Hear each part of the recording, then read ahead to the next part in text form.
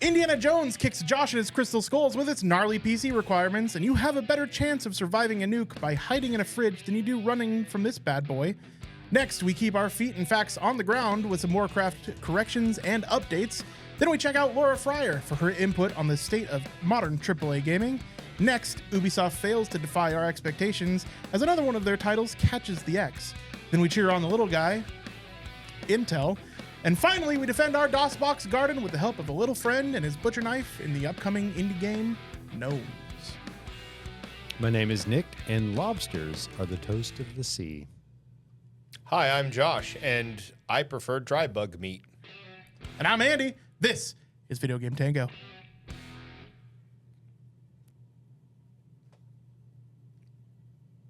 Yo! Oh, Hello. oh, Returned, we have. toasty. We're back after some Thanksgiving. Yeah. Yeah. A little Yes. fuller, a little zestier. I had curry for Thanksgiving. That's true. I had pink sauce. Yes, It has one egg. we ate at the. I had a traditional Thanksgiving dinner.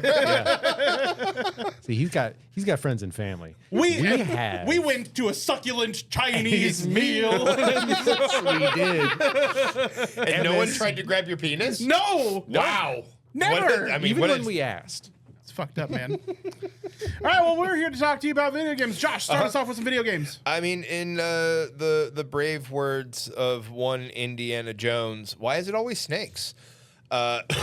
So there's an Indiana Jones game coming out, and Indiana Jones is my third favorite series of movies. It's very exciting news to play a game, except that I can barely fucking run it. I don't have a beast of a machine, but I mean, it has some pretty decent specs. Snake? But I would only be able to run this at the minimum settings, even with my. I mean, I've run everything up to this point on high or ultra. So like this hit me right in my gaming testicles. You're just going to be playing Diana Jones. Yeah, exactly. Connecticut Jones. Right in your crystal You know, skulls. right in my crystal skulls. Yes, sir. Yes, sir. So, y'all, for minimum settings, we're looking at an Intel Core i7 10700K or better. We're looking at the Ryzen 5 3600. 16 gigs of RAM. They recommend 32 even at this setting, and you're going to need an SSD, which is like, that's getting really common. That's, whatever. That's like, I didn't even want to really mention it. So again, minimum settings for, you're looking at RTX 2060, Super 8, an AMD Radeon RX 6600, or an Intel Arc 8 A580. Just again, for minimum settings. It's going to be 120 gigs of storage space, so it's thick. Like Lord, he coming thick. Whoa. And that's just, again, for minimum settings. Now, if you want to run ultra settings, besides like a hand job from the Emperor, you're going to need an RTX 4080, 32 gigs of RAM. You're gonna an RX 7900 XT. It's just like they've just thrown optimization out the fucking window with these games, guys. I mean, I'm looking at it and it looks pretty. Yeah. It looks pretty, but holy shit, to get that, like, you need top of the line gear. Or at least top of the line last year gear. No, I mean, a 4090 is straight up the cost of a reasonably priced PC. Yeah. Like, you can't find them for under $1,200, and they have surges in prices depending on how fucking Bitcoin's doing of $2,000. That's so nuts. Yeah, I'm looking at it now. yeah, like you're gonna find 1400. 1,1600 easy. Yeah. It's fucking ridiculous.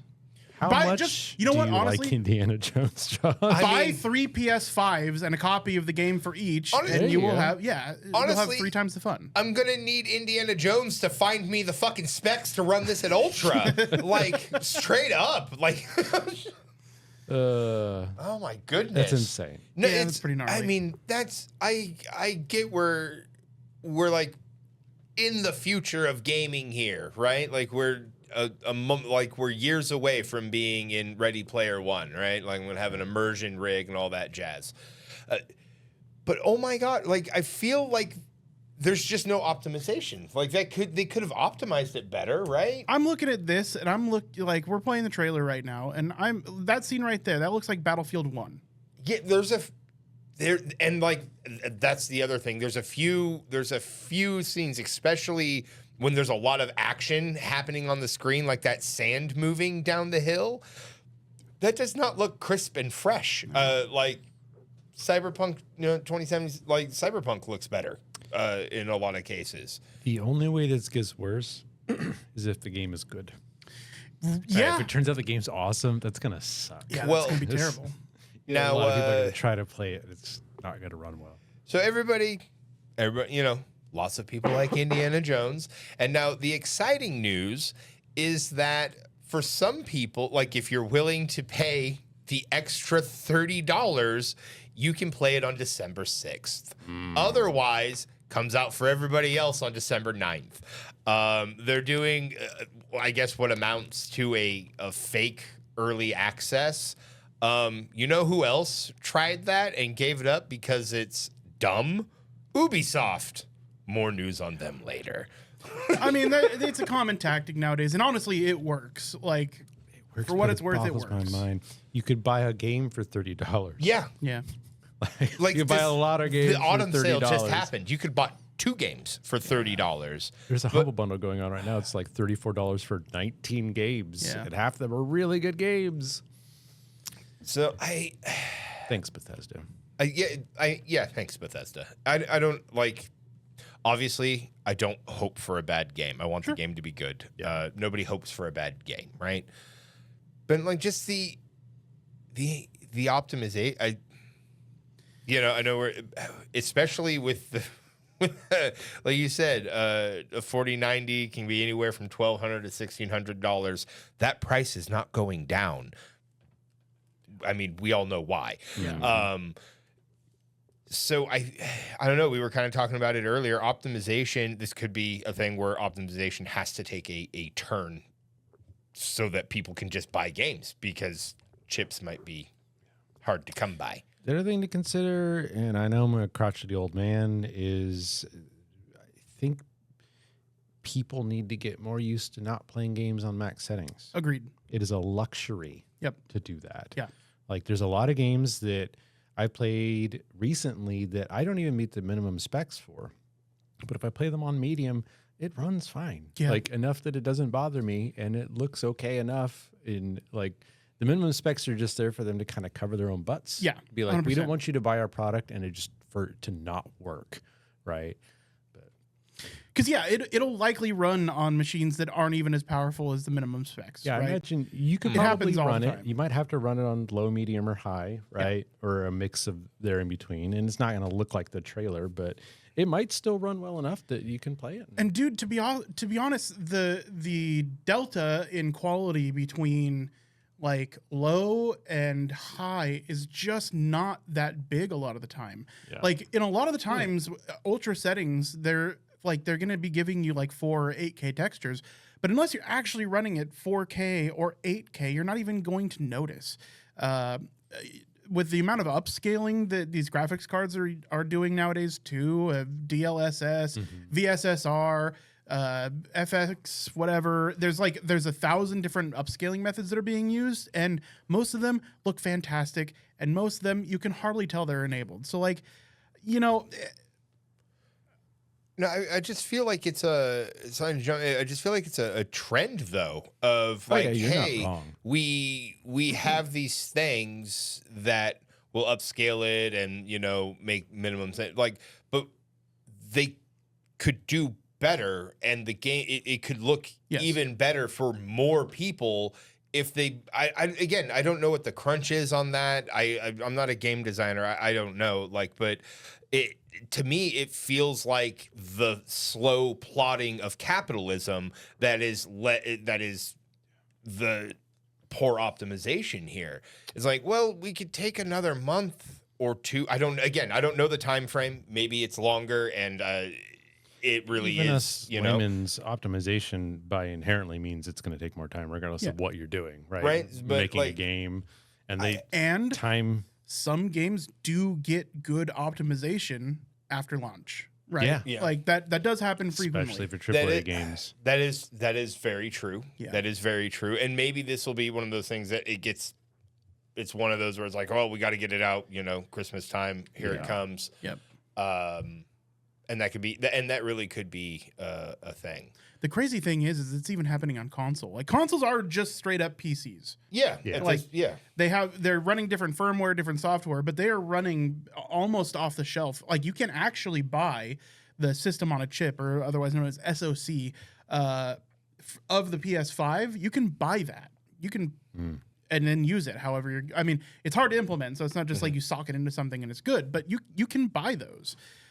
They are effectively just PCs. So like I'll use Final Fantasy VII Rebirth as my anecdote here, in that even just in the last few months, they've put out performance patches. Yeah. Like it is something that they're like addressing. There's some good parts of games as a service, in that like if the company that you're getting the game from, keep all the DRM aside, whatever, we know all the negatives. We talk about them ad nauseum.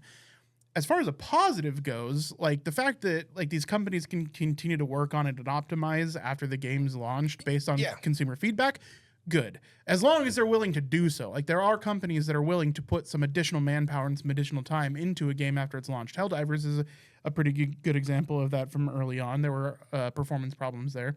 So we are in a different era where like at launch, there's going to be a host of problems, mostly because of the huge variance that there can be in hardware, especially on PC side.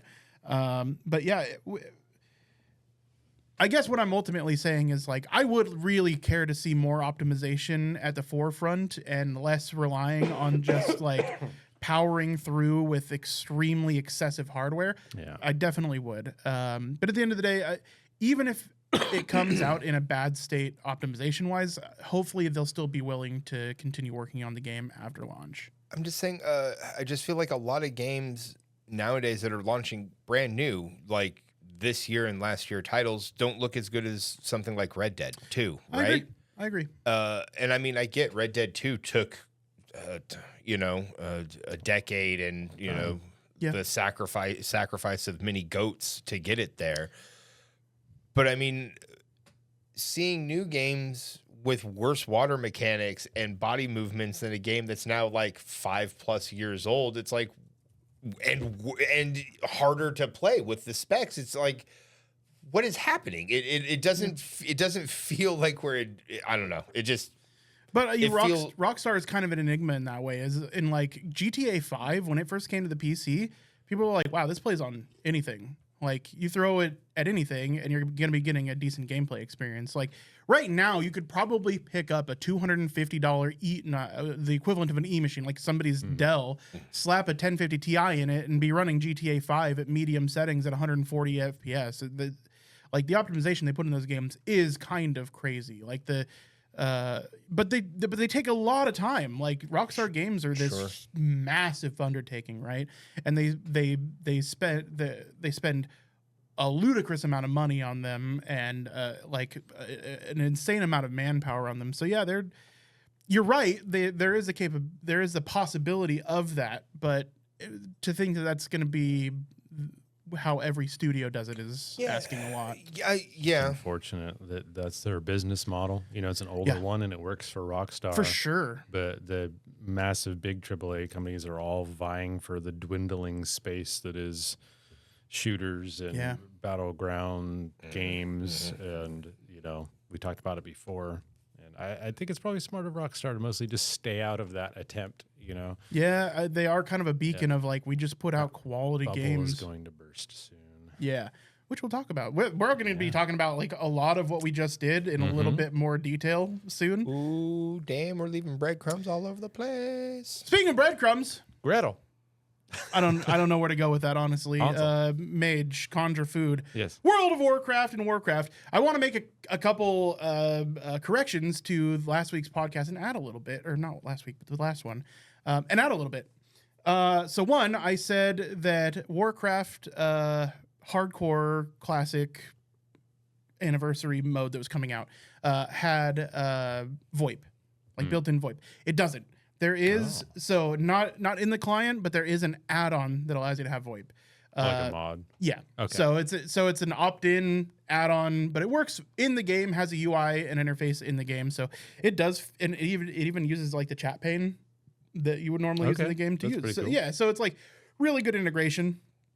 I was a little bit confused on that part because like everybody was talking about VoIP in WoW prior to the launch of the anniversary servers, and I didn't see it on the official launch from Blizzard, but that's why. It's because it's an add-on that like just everybody universally decided they were going to be using. Gotcha. Yeah, so I was just out of loop with that one for some reason, mostly because I was playing not classic up until now.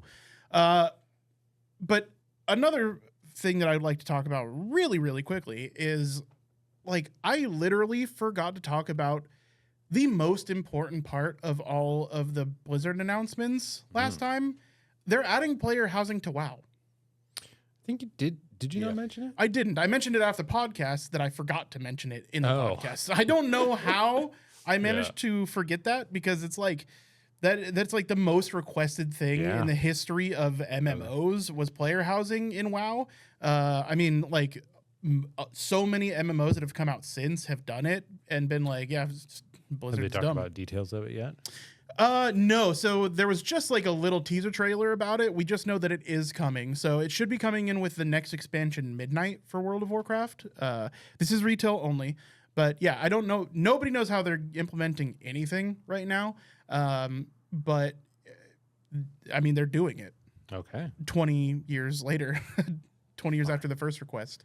Hail. So it's like a Section 8 right there. 20-year wait list for that apartment, baby. Oh man. Section fell 8.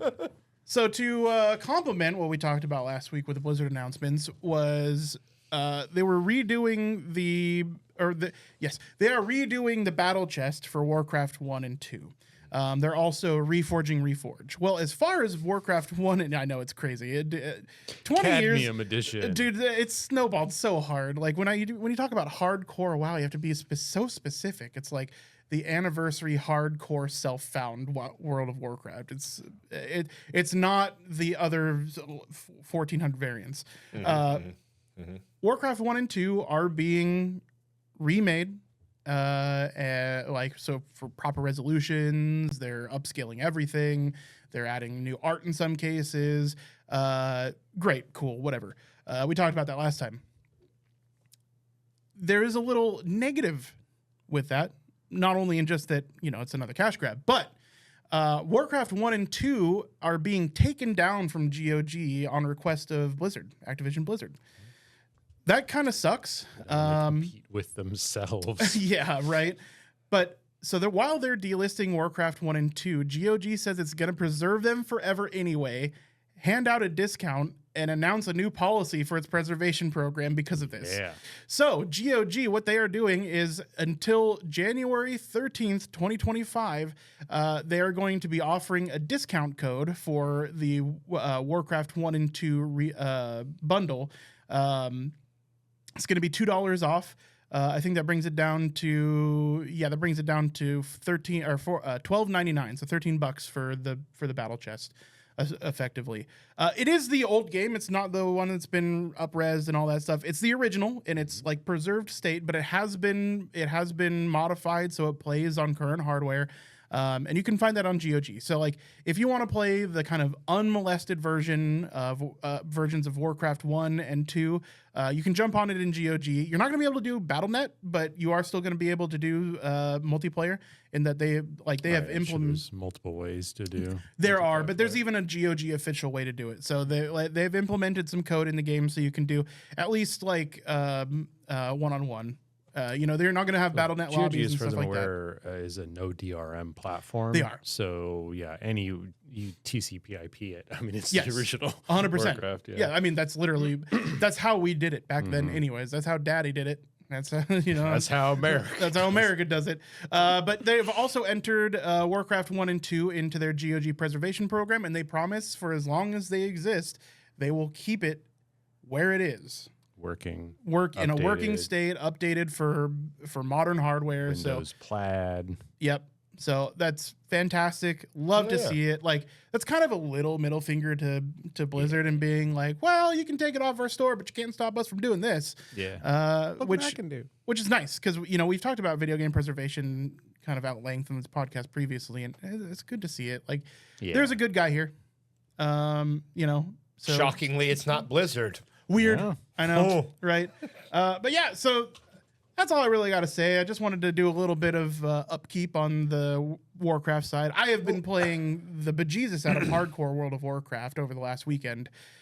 So if you want to watch me stream that, twitch.tv/video game tango, I'll be doing that semi-daily is what I've been doing so far. So yeah, come check it out. You missed my last death. I did die. It's awful. Zug. Nick. Hello. Hi, I'm here. I caught, thanks to the YouTube algorithm, a pretty interesting channel that I binged a couple weeks ago when I watched this. This is a YouTube channel run by Laura Fryer. I believe the channel is also called Laura Fryer. You may have come across it, or if you haven't, you might know her already. She was executive producer of almost all of the Gears of War games, Two Human, Crimson Skies, back for the Xbox, if you remember that. And she's been a bigwig in a lot of the major AAA CEOs. And she started kind of an editorial YouTube channel with an attempt, at least from what I can tell, to talk about the current state of gaming, what's going wrong, what's going right, from the perspective of someone who's been at the top. And it is very kind of surreal and bizarre to see someone who traditionally we would rail against talk about these kinds of issues that we talk about here on the cast all the time. Yeah. And at least her opinion on what is going wrong, what is going right, why things are failing. I think she did a video on Concord and why she believes it failed. And that, I think, was the one that blew up. But she did another one on companies having to deal with toxic positivity, the current state of the AAA game industry bubble. The boiler for that one, Dragon Age Veilguard joins the ranks of Concord and Redfall in the history of commercial game failures. BioWare will never make their money back, and it put the studio at risk. Why aren't AAA games listening to gamers instead of lecturing them, and why did the game industry bubble form in the first place? And these are very well put together videos. They're very well researched. She knows what she's talking about. She's eloquent. I wouldn't say she's necessarily unbiased, but her pieces do not find fault and blame in individuals or certain movements. And it reminds me a lot of kind of older school journalism where she's kind of, I have my opinion, but I'm also here just to state like the facts of what, you know, from what I've learned in my time in the industry. Why are modern games not listening to gamers? Mm-hmm. And she comes up with a really solid reason that makes a lot of sense. I agree with her watching through her videos between about 70 to 90% of what she said, which is perfect, right? You never want to be at odds or fully in agreement with somebody who's giving opinion pieces. Yeah. So it was really nice to see someone who not only kind of has some sway, but has experience, especially from a point of view, like I said, that you don't get to see. You don't get to see Bobby Kotick or Todd Howard having their own personal YouTube channels talking about their opinions and why things are the way they are. Right, and they're never going to be vulnerable, and they're never going to talk truly the industry. Honest. Yeah, they're actively working in the industry. And as far as I can tell, I'm not entirely sure she's working on any projects right now. At one point, she was working at Epic on the Unreal Engine, but that was a while back. So maybe this is her post-retirement channel. I should have done a little more research. This one song. It was hard to find. As you can imagine, the comment section and Reddit reviews of this are a little heated. A lot of people love to get angry about people having opinions, especially when it's ex-CEO of a lot of these companies. And a woman in the gaming industry. A woman in the gaming industry. Yeah. So if you can ignore all that and just watch her content for an opinion of someone who clearly knows a kind of a unique slice of the gaming industry, you know, the very top echelon, being at least honest enough and giving some really good points on where games are and why they are, I highly recommend it. Again, that's Laura Fryer. It was good content to watch. Yeah, and there will be a link for her video in the show notes at videogametango.com. Honestly, she's going to have a doubly unique perspective because women in the C-suite in general is a minority, and then the simple fact that she's in the C-suite in gaming has to that's she's got to have definitely a unique perspective, and if nothing else, that would be worth tuning into just to check out. Whether you agree, disagree, what have you, it's always nice to hear a unique perspective. Yeah, it was clear from watching her videos that she does care about games, and she is bothered and worried about the state that things are in and where she inevitably sees a lot of this heading. So yeah, good stuff. No, that's excellent. And I really appreciate talking head videos from people in the industry. It's just... Yeah, it's competency. If someone clearly is competent and they're talking about the thing they're passionate about, that is what makes good talking head videos. 100%. Yeah. Yeah, and I just Josh and I did a review on an Alana Pierce video, and she's like a really controversial figure in the gaming space, and immediately people discredit her because she's a woman in the industry. It's fucking awful. There's this group of people that immediately says, no, I know what's wrong with the gaming industry. It's DEI, and it's women in the industry, and it's a lack of massive tits, and I want to go back to more blood and more tits. And, people attribute just because games have changed a little bit. Those games are still there, by the way. Yeah, there's plenty of those. It's not like they ever went the fuck away.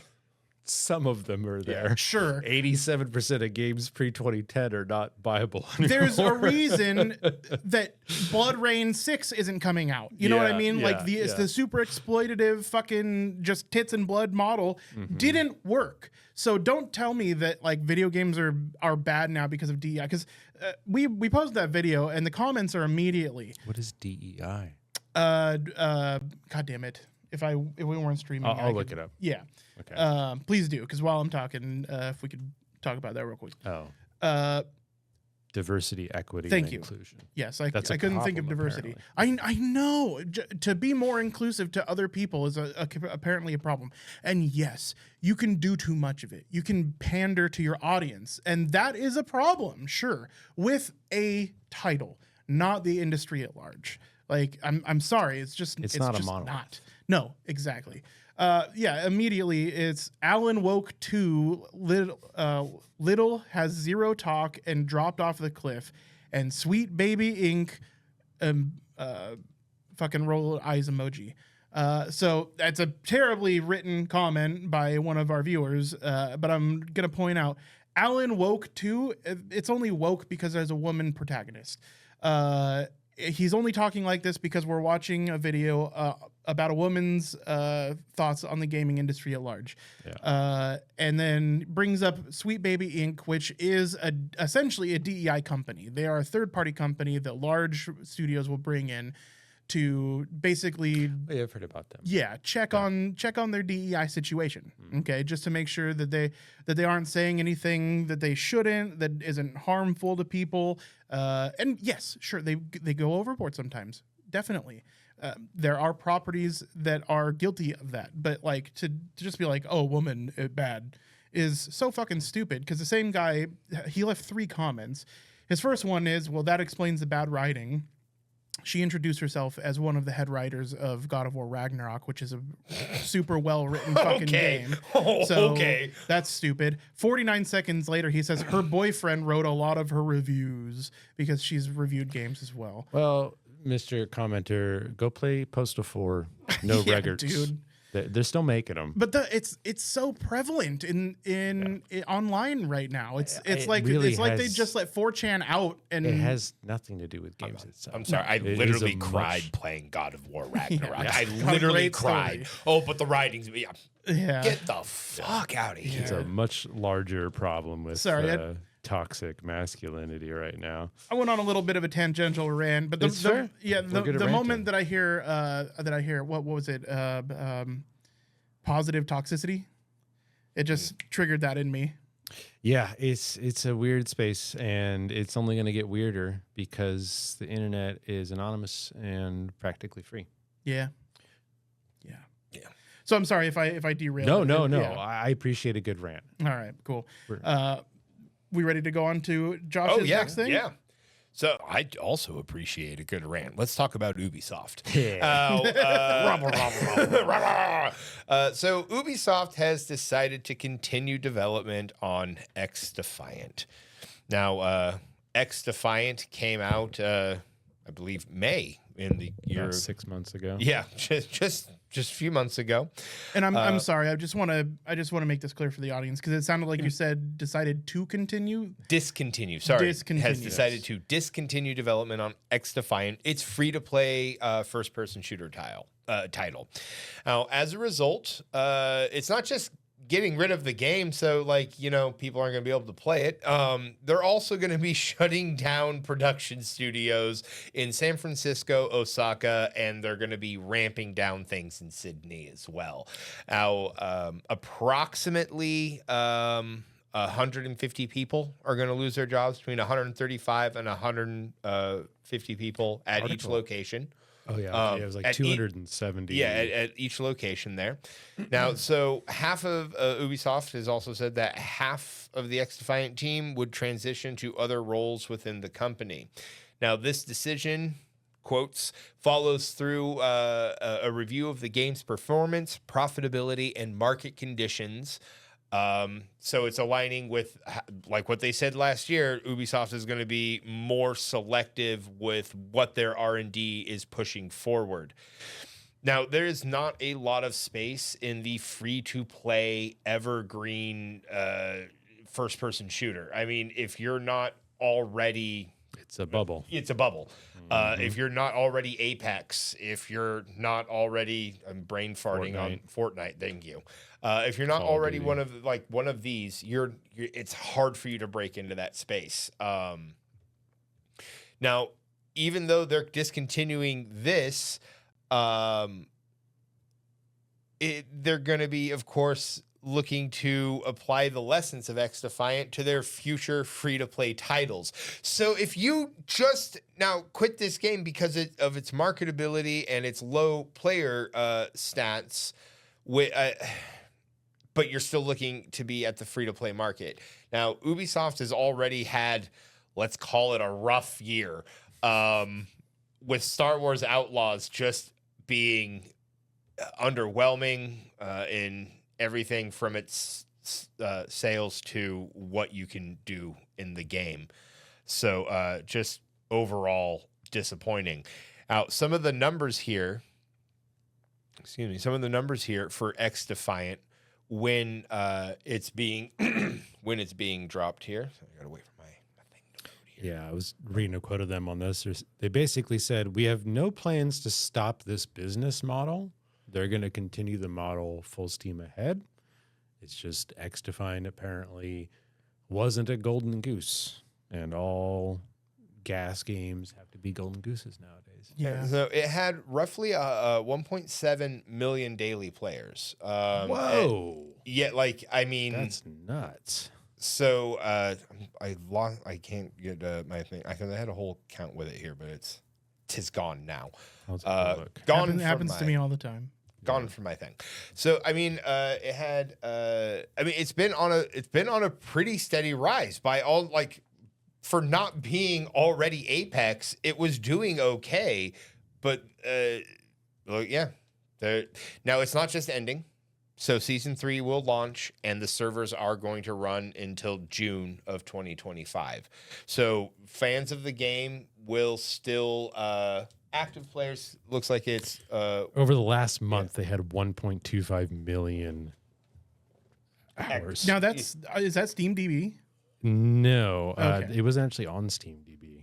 I think it is. Is it not on Steam? I don't know. You know what? It's It got probably a million it's not. It's on the hours Ubisoft of launcher. Twitch watched over the last month. 10,000 peak viewers.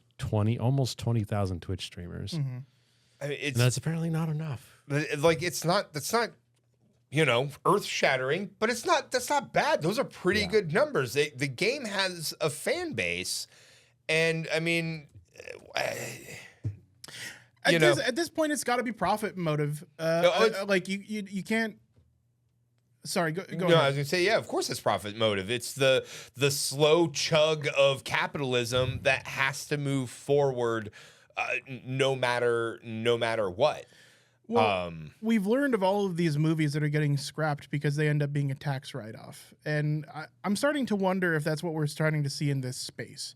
Games that are doomed to fail so they can write them off and make a quick buck. Like, is that potentially what we're seeing?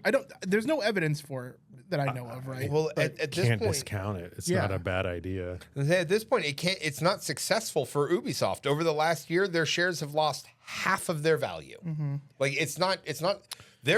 maybe they're looking to be bought, and like they just want to get bought and have their IP be owned by Xbox and just move on or something. You know, to throw it back real quick, Laura Fryer's most recent video actually touches on this, and her main point, without like kind of giving away the whole goat, is that there's a really good reason that big companies aren't listening to gamers and people reviewing their game. Mm-hmm. And it's basically that they have become this corpuscle attached to games journalism, and it's created an echo chamber where things can't possibly be as bad as the gamers are saying because all the reviewers are saying they love our games. Yeah. And she explains in depth what that looks like, how that means, and I think that's got a lot of weight to what's going on. I don't think it's the whole answer, but it's a part of it for sure. Well, and it's really easy to twist that PR and just say, because there are so many examples of it, that people love our game. The reviewers are reviewing it positively. Of course, they're under threat. The reviewers are from IGN, right? And they need you to keep giving them games to review. Exactly. So of course, so they're they going are to talk well about your game. So they have a motive behind giving it a better score. And there's so many opportunities for you to just say, well, it's a vocal minority that's talking shit about our game, because we've seen that in the past. It's a totally believable thing, right? Good games have come out and gotten review bombed by its player base for X reason, right? And totally illegitimate reasons at that. So it's really easy to tell investors, we have so many examples of this happening, and for them to believe it, because they're in an investor call, and these guys are contractually obligated to tell what is essentially the truth. Yeah. So, but it's really easy to twist the truth to just make it sound better than it really is, and I think that happens a lot. Like we have this massive. PR is probably like more important to games and game sales right now than making a good game, at least in the AAA space. So yeah, it sucks too, because like, while I think X Defiant was honestly kind of a wet fart, and a lot of people agreed, it was a Call of Duty alternative. It was a Battlefield alternative, and what's better than having some competition? So Ubisoft sucks, and I'm not surprised their game is failing. But also, even if it comes from Ubisoft, it would have been much more my preference for the game to do well and make a dent in the Call of Duties and make a dent in the Battlefields, so we could get some real competition. So there's reasons Ubisoft to fail, right? We want you to start doing better. Yes, 100%. We know you can. That's true of all the game companies. Yeah. Like, I would love to just be able to buy games again that are good. Yeah. You know what I mean? Would be nice. Like to just like, because you remember going down to the game store and having like burden of choice, and now you go to the game store or the game marketplace online, and you're like, ugh, I don't know, It's like it's a totally different thing, man. Maybe it's just growing old. Who knows? Do you have any more? So yeah, to sum up, Ubisoft added that games as a service, their games as a service category remains a key strength and central pillar of its strategy, with albeit notable successes or decent successes as Rainbow Six, The Crew, and For Honor. But their stock has lost half its value over this last year, and they're pinning everything on games as a service, which is a ridiculously unpopular model with people who buy shit. Yeah. It boggles the mind. It's like they want, like I said, it feels like I don't know, they want to do, and trust me, I wanted the Star Wars game to be good. If anybody wanted the Star Wars game to be good, it was fucking me. Yeah. But so, yeah, like, man, Ubisoft is just, I don't know what the heck's going on over there. And again, I'm not a CEO, I'm not a game developer, but I feel like I could do a better job. Like, I would at least listen to people. Like, why are you listening to the people you give your shit to for free instead of the people who paid money for it? Yeah. Good point. Sorry, well, it's because one person's saying good things and the other person's saying bad things. I want to listen to the good things.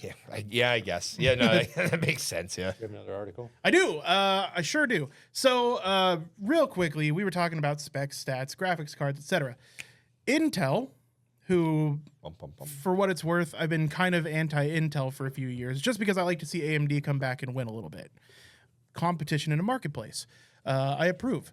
Well, now AMD is just kicking the bejesus out of Intel. Intel's stocks, their shares are going way the fuck down. Their valuation is trash. Yeah, and honestly, like there's a possibility that in a few years Intel will no longer exist. That's crazy. Yeah, which is going the way of Gateway. I mean, we just went a little too hard. Now, granted, AMD is just making a straight up better product. That said, Intel has a little bit of secret sauce coming. So a couple years ago, 2 years ago now, they came out with their own series of graphics cards. And everybody was really excited because we were finally going to upset the market space. It's only been dominated by two companies. That's NVIDIA, which dominates the world now. And AMD, which kind of found a good slot in the more budget-oriented graphics cards.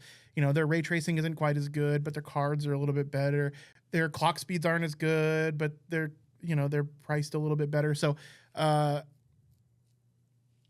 Intel entering the market didn't do what anybody was hoping last time. This time, though, it's looking like they're going to be pretty significantly more competitive. They came out with their new line called Battle Mage. So last one was Alchemist. This one is Battle Mage. The next one is going to be Celestial. The one after that is going to be Druid. These are the names of their graphics cards? These are the names of their series of graphics cards. It's just A, B, C, D, E. It's down the line. But they are using character classes from RPGs, essentially. Yeah. So I think that's cool. Can't wait they get to Muscle Wizard. For sure. But yeah, so they came out they announced one should be out before 2025. So like within the next couple weeks. Oh, wow. Yeah, they announced the Intel Arc B570 and more importantly, the Intel Arc B580. These are supposed to be competitive with like the NVIDIA GeForce RTX 4060, which is kind of the midline budget-oriented graphics card. These are supposed to go kind of toe-to-toe. The B570 going pretty much frame for frame with the 4060, and then the B580 giving like a 10 to 20%, and in some titles 40% uplift over the 4060, which is super cool. So to see that they're in like a budget category and competitive is nice. These are like reviewers have yet to get them in their hands. So this is all like first party testing from Intel. So time will tell, right? Those numbers may just be a little bit tweaked toward their advantage. That said, even if they're just competitive in that space, this is the first part of the lines coming out. They have up to 2 more cards that they're going to be announcing in early 2025 that should compete with the higher end, is what they're saying. The cool thing about these is right now, the 4060 is MSRP for $399. Okay. That's the cheapest you can really find them unless there's a crazy sale happening, which there isn't because there's no incentive for NVIDIA to do so, or their retailers. The most expensive of these 2 cards is going to be $100 less at $299. and potentially even less. They're saying that they're actually shooting for a price point of $249 for the B580 and $219 for the B570. Wow. Impressive. Yes. So while the technology may not be crazy exciting, it is the lower mid-tier of graphics cards. Hey, man. Those price points. Listen, a 4060 plays everything at 1080p and does even really well in 1440p. It's no slouch. So to see that these are competitive in that same resolution target and that it's going to be $100 to $150 less expensive is really exciting, especially when, and I said we'd bring this back up after we talked about it, these tariffs are coming in. It'd be really nice to see some real competition in driving down the price of this super inflated market and just make this hardware a little bit more accessible.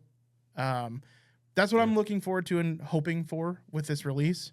Once the cards get in people's hands, like, keep your eyes on Gamers Nexus, Jay's 2 Cents, Hardware Unboxed, those kinds of guys, and they will have specs out soon.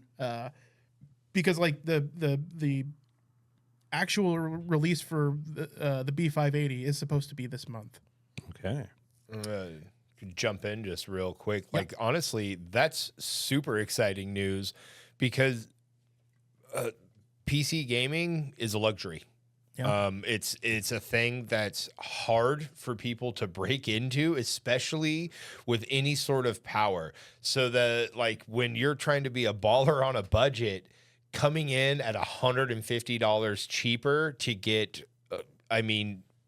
close to power is it's gonna be the difference between a lot of people having a new build and a lot of people running with the same PC that's on borrowed time, right? Yeah. So that, honestly, that's really cool. And like you said, competition it breeds better stuff. We're gonna get better pricing, we get better tech. It's good. It's just good.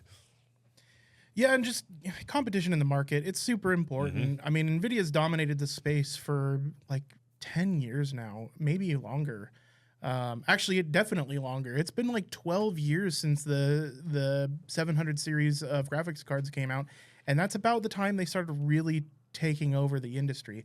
And on top of just having more money than God, I'd like to see the Titan toppled just a little bit. Because, NVIDIA isn't looking at the gamers anymore. Their bread and butter is now AI. They don't give a shit about gamers, and they've made that clear.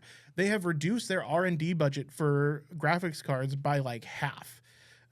So while everybody's like, oh, I'm going to be waiting for the 5000 series NVIDIA cards to be coming out before I make any purchasing decisions, A, they're probably not going to be as good generational leap as they were previously, and B, and that's all speculation, sure, but B, they have no incentive to drop their prices when they are still the best-selling cards out there.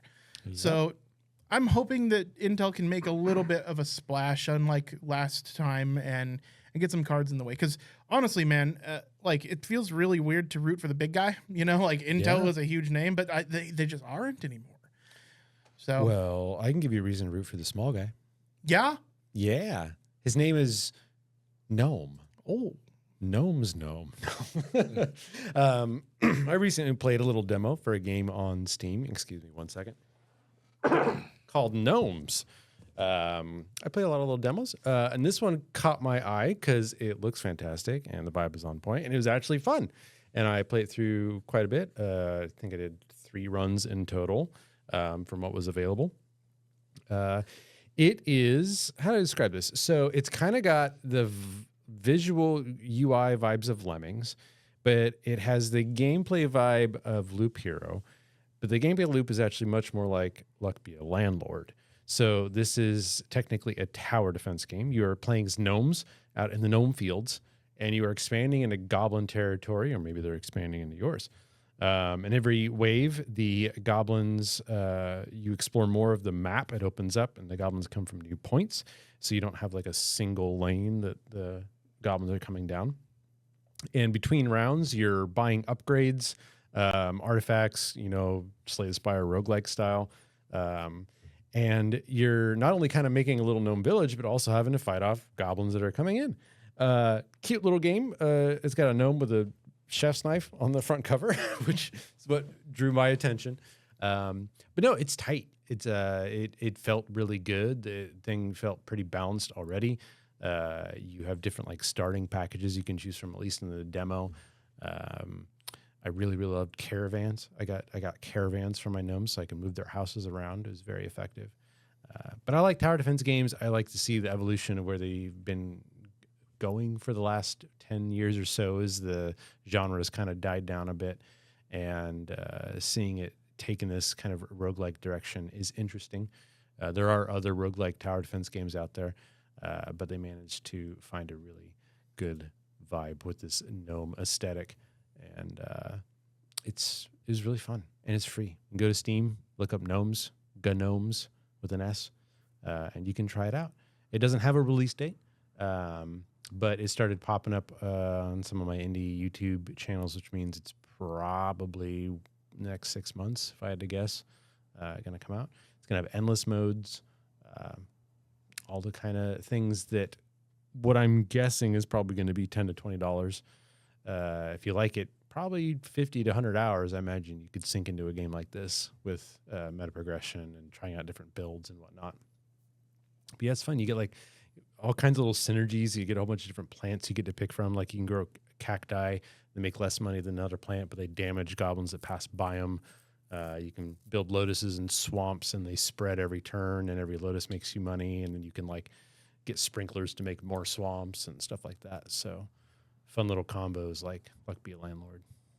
That's dope. Yeah. And honestly, man, that looks like viewer's choice for best DOS game from it's got these weird, it doesn't look like Lemmings, but it looks like Lemmings. Yes. Right? I think it's the UI especially. Yes. As soon as the UI lands down, which has a great animation, by the way, but as soon as the UI lands down, I was looking at that. I'm like, dude, I just had like a hard nostalgia trip, like some nostalgia leaked out of my spine and was like, whoa, look at all the colors. Yeah. It was phenomenal. Yeah, that looks super cool. Yeah. Right Something to do. Hell yeah, brother. And it's got a demo, so check it out. Anyways, guys, I think that's it for this week. It might be. Yeah. We're on track to do another week next week. Yeah. So unless something happens, we'll be here. Hopefully we'll have some more news. I do plan on streaming, if you're listening to this outside of the live show and on the VOD. I will have already streamed, and you can check out the VOD on Twitch. But I will be checking out the PC game show from Steam coming soon. It's going to be tomorrow, so Thursday the 5th at noon. Also, we have extremely tentative, not set in stone plans to potentially play some social games. Yes. Coming up for the holidays, think like Jackbox or something along those lines. Nothing set in stone yet. We still got to work it out, but we'll probably have more information one way or another by next cast. And then also on the 12th, Thursday the 12th next week, plan on streaming the Game Awards as well. So 2 weeks in a row, we're going to be getting some big game announcements, and I don't know if you guys want to join. I'd love it if I'm free. Sure. And if not, I'm cool to stream it myself too, if you guys can join chat or whatever, but we'll get that all sorted out.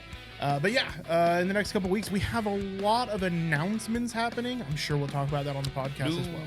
So.